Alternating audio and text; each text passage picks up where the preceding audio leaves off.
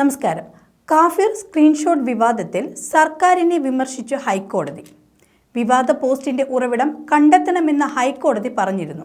മൊഴികളുടെ അടിസ്ഥാനത്തിൽ കിട്ടിയ പേരുകളിലുള്ള ആളുകളെ ചോദ്യം ചെയ്തിട്ടില്ലെന്നും ഇവരെ ചോദ്യം ചെയ്യണമെന്നും ഹൈക്കോടതി ഉത്തരവിട്ടു. ഹർജിക്കാരായ MSF നേതാവിന്റെ പരാതിയിൽ എന്തുകൊണ്ട് കേസെടുത്തില്ലെന്നും ഹൈക്കോടതി ചോദിച്ചിരുന്നു.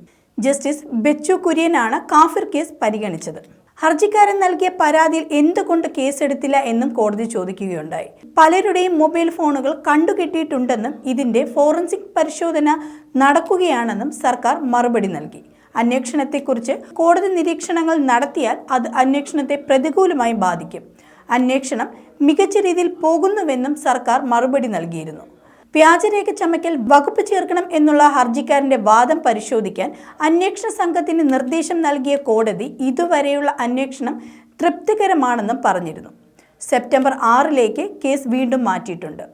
ലോക്സഭാ തെരഞ്ഞെടുപ്പിന് തൊട്ടു തലേന്നാണ് സ്ക്രീൻഷോട്ട് പ്രചരിച്ചത്. മുഹമ്മദ് ഖാസിമിന്റെ പേരിലുള്ള വ്യാജ സ്ക്രീൻഷോട്ട് പ്രചരിച്ചത് ഇടത് സൈബർ, വാട്സ്ആപ്പ്, ഫേസ്ബുക്ക് ഗ്രൂപ്പുകളിലാണെന്ന് പോലീസ് കണ്ടെത്തിയിരുന്നു. കാഫിർ സ്ക്രീൻഷോട്ടുകൾ DYFI കൈക്കൊണ്ടത് വിവാദത്തിൽ കുറ്റാരോപിതനായ റിബേഷിനെ പിന്തുണയ്ക്കുന്ന നിലപാടാണ്. റിബേഷിന്റെ ഉദ്ദേശശുദ്ധി തെറ്റിദ്ധരിപ്പിക്കപ്പെട്ടുവെന്ന് DYFI ജില്ലാ സെക്രട്ടറി PC ഷൈജുവും പറഞ്ഞിരുന്നു. വടകരയിൽ DYFI സംഘടിപ്പിച്ച നുണപ്രചാരണങ്ങൾക്കെതിരെ ബഹുജന പോരാട്ട പരിപാടിയിൽ സംസാരിക്കുകയായിരുന്നു ഷൈജു.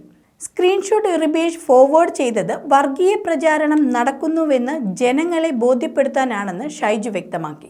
റിബേഷ് സ്ക്രീൻഷോട്ട് ഉണ്ടാക്കിയിട്ടില്ലെന്നും ഉത്തരവാദിത്വപ്പെട്ട സംഘടനാ നേതാവ് എന്ന നിലയിൽ സമൂഹത്തിന് മുന്നറിയിപ്പ് നൽകുകയാണ് റിബേഷ് ചെയ്തതെന്നും പറഞ്ഞിരുന്നു. സ്ക്രീൻഷോട്ട് സൃഷ്ടിച്ചത് റിബേഷ് അല്ല, അതുകൊണ്ടാണ് പറക്കൽ അബ്ദുള്ളക്കെതിരെ നിയമ നടപടിക്ക് ഇറങ്ങിയത്.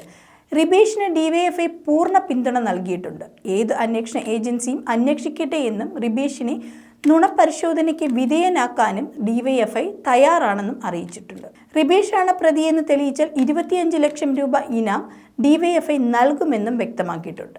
ശക്തമായ അന്വേഷണം നടന്നാൽ ഇതിനെല്ലാം പിന്നിൽ വ്യാജ പ്രസിഡന്റുമാർ ആണെന്ന് തെളിയുമെന്നും രാഹുൽ മാങ്കൂട്ടത്തെ ലക്ഷ്യം വെച്ചുകൊണ്ട് DYFI ജില്ലാ സെക്രട്ടറി പറഞ്ഞിരുന്നു.